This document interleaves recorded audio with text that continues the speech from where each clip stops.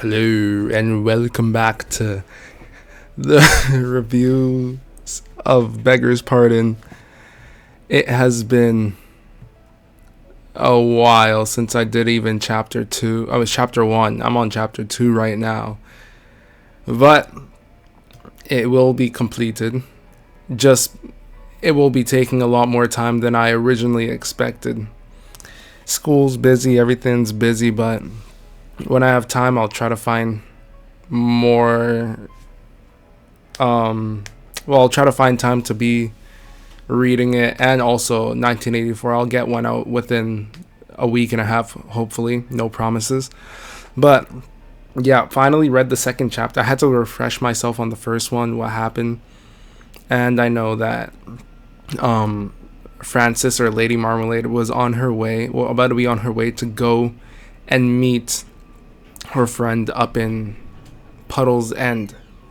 Yeah. Had a slight interruption, but now I'm back.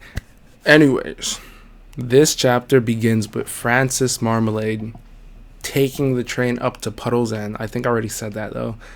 And well, that's basically where the previous chapter left off. So it starts with her going up to Puddle's End to meet her friend Florence. I forgot her last name, if it was even given.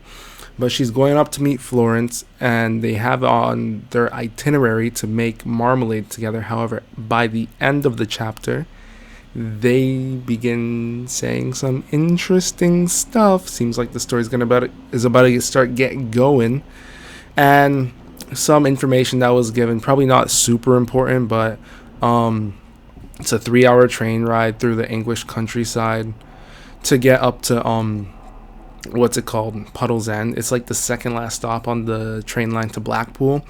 And she got the time to appreciate the English countryside. And it is said that she was contemplating going all the way up to the end of the line to go back to her home. I think she has like some big house up north. Started with an A. I forgot the name of the place. Hold on, let me see if I can find the name really quick. Her home place is called Avalon on Ambleside. Avalon at Ambleside. Her home in the Lake District. But as she knew her friend was expecting her, she thought it'd be rude if she just went there and was like, oh, okay, I haven't seen my friend in a long time. Let me just continue on the way over there. And the friend of Lady Marmalade, Florence, is described as being quite tall, towering over her at like 1 whole foot taller than Frances, which is Lady Marmalade, with a warm smile and straight teeth, brown eyes to match her brown hair. Yet not someone who you would remember like if you saw them in a crowd, so they don't like stand out. But she is, I guess, well put together and decent looking. And yeah, so she gets off the train, they meet up. And once they get going from the station, we find out that Lady Marmalade doesn't drive. I'm not sure if this is important information, but I'm just like, I was taking notes of like all like the things that stood out to me. Maybe it's going to come back later into the story because it is a mystery story, right? So maybe it's going to like be a part of the mystery that she needs to drive somewhere, but she doesn't know how to. So yeah, we find out that Lady Marmalade doesn't drive, as she declines to drive the two of them, the pair, like Florence and Frances, to Florence's house in the new car that Florence had bought in the fall. Maybe it's because Florence was saying that the car is pretty fast, sometimes too fast, but maybe it's just because Lady Marmalade doesn't have any of the driving experience necessary to get them there safely. But I hope that it's like a plot point that comes back later. Anyways, moving on. Puddle's End is a small town, or even just like a small community, where it's told to Frances by Florence that most of the people who live there, like the majority of the population, both live and work in that small area, so they don't really have any need to ever leave, I guess. But there are some people who are like the exception to that, who like are a little richer, and they work in, I think, what's it called, Blackpool, like where the end of the line is. And I believe that the person who they're gonna have dinner with, which I'm about to talk about, is what's it called? One of them people who has like an estate, a big estate, so they're kind of rich. But a little more about Florence is that her reason for living in what's it called, the English countryside, I guess, in Puddle's End, is that she was tired of the big city. Basically, she did not want to live there anymore. And when her father had died a few years back, he gave her she called it a little fortune, not as much as Frances has. So that means that Frances is quite rich, and so the Marmalades are pretty rich. Not that much, but it was good enough that she wouldn't have to worry about living comfortably. So she can live comfortably for the rest of her life, and it's enough money to live off of. And also, it's a lot cheaper in the countryside to live. So, going back to their itinerary, what Florence mentions to Frances is going to be hard to remember the differences between their names, but what Florence mentions to Frances is that Ginny, I'm going to call her Ginny. This is the other Ginny that I read about on the back of the book in the first part of this review series. So, Ginny Forsyth invites the pair of friends for dinner in the evening. And then Florence says she doesn't know what's on the menu, but it's probably going to be good. And that Ginny's a nice person, I guess. And, okay, this is what I wanted to get at. In the first video, I believe I said that there was Ginnie, and then there's Ginny. And Ginny, who I'm going to be calling... So, Ginny, I'm going to be calling Ginny, who I believe is the maid of the Marmalades. And then Ginny... Yeah, I'm going to be calling Ginnie Ginny, who is the acquaintance. She's not actually the friend of Florence, but an acquaintance. So, the person that they're going to have dinner with, I'm going to be calling Ginny. I'm going to have to remember that. I'm going to have to write that down. But yeah, Ginny is not actually the friend of Florence, but rather an acquaintance. And she is a married woman around her early 50s at most, which is what Florence had said. It's only speculations. She doesn't actually know, though. And her husband's name is Jack, and the couple is quite well off. Jack is someone who Florence does not know much about, but she knows that as for Ginny, she is a quite nice woman. So that's why they're good acquaintances. They're friendly with each other. Ginny's inviting the pair of friends for dinner, right? So she has to be pretty nice, unless there's going to be a plot twist later. Anyways, later, Florence asks how Frances got into sleuthing, which I did not know what it was while reading the chapter. Sleuthing is apparently like the investigation of crime and mysteries. And, the careful investigation of crime and mysteries. And this is where, this chapter took me for a spin. I did not expect it to go this deep into, lore this soon. So it was quite kind of exciting for me, getting into mystery, my favorite genre of fiction. Even real-life mystery, I like. Anyways, Frances is explaining to Florence that she had got into sleuthing back in 1905, which was just after she had been married. And the story goes, she was baking, I think it was tarts, something like that. I don't like tarts. So she was baking tarts, needed extra sugar. So she went to the neighbor's house, which was an old woman, I think, who just moved there. I forgot her name. So we're I think Hummingham, something like that. Something like that. It's not, I don't think it's that important though. But, well, by the way, this is getting to the end of the chapter. It just kind of cuts off right here.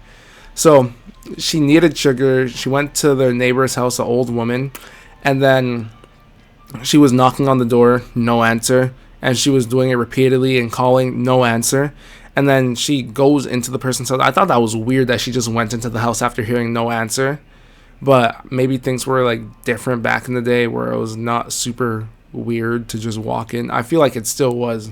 Maybe she just thought that something was up since the neighbor was an old lady who had just moved there. So maybe she didn't expect her to not be home, and it wasn't the time of the day where she normally sleeps. I'm just speculating here though. But yeah, that happened.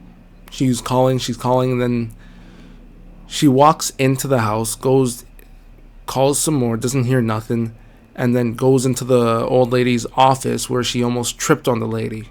Which this is where it gets like, this is where we're getting into it. She almost trips on her, looks down, and then she sees the woman there dead. And she says she wasn't scared, but more horrified. And at first she thought maybe it was a natural death, but then she sees red marks on the woman's neck, indicating that she was probably strangled. And then she calls I think it was, what's it called? The Scotland something? A Scotland Yard. She called the Scotland Yard. I guess it's kind of like a police force. And then, yeah, that was the first, I guess, mystery crime scene that she ever stood upon. So yeah, she goes on to say that it wasn't, that she says even though the investigations are horrifying, she continues to carry them out because she can't fathom the prospect of people getting away with such senseless killings. And that's what's horrifying about it. That it is senseless killings, not that the person's dead, I guess. So I guess she's like not desensitized, but not as affected by deaths of random people. I guess it helps with that, I guess, hobby, career path, whatever it really is. And maybe it is her job. I can't remember. Maybe I'll have to reread the first chapter again. But yeah, after that first murder scene that she happened upon, she contacted the Scotland Yard, which I assume to be some sort of police unit. And they sent a young sergeant who is now an investigator, like an actual one, but at the time he was a sergeant, who she describes as aloof and very police-like, being that he was all about, oh, I'm the police here, I'm doing this, you can't interfere, don't get in the way of the investigation. And he wasn't letting Frances help with the investigation because he thought she'd just get in the way. I think she said maybe it was a little bit because she was a woman. I don't know. But maybe because she wasn't in the police force. But apparently, well, she says she was the one that helped the sergeant and his men find the real culprit because they were like going in the total opposite direction. They were speculating about the wrong things and all that. So they were on the wrong track, and she was the one that helped them out. And now the guy's not as aloof towards her, and he's kind of funny and warm towards her, I guess. He's not cold anymore. But yeah, she was the one who led them, like the sergeant investigator now and the rest of his men to the real culprit of the crime, who was the mailman, or the milkman, not the mailman, the milkman. The milkman was the one responsible for the murder. And that is where the chapter ends off. It actually ends off with her saying, I gotta tell you about this story another day. So I feel like this is going to be important. It was quite the turn to take at the end of the chapter. I didn't think it was going to get into all this stuff that quick. I'm not sure if someone in Puddle's End is going to like die soon and she's going to have to solve a mystery like that. But yeah, I'll need to reread the first chapter. I'm not sure if she's actually part of like the police unit, the Scotland Yard now. I assume maybe she's like a partner of them.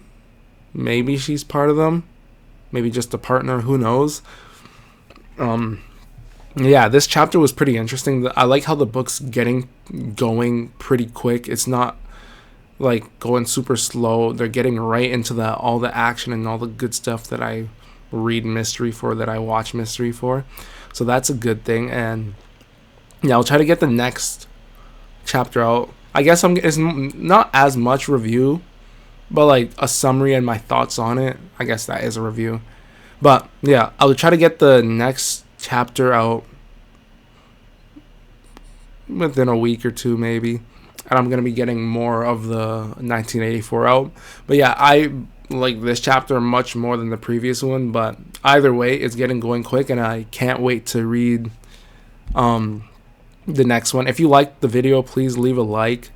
Subscribe if you like book reviews. I might start getting more of the other type of content that I was releasing more like before out.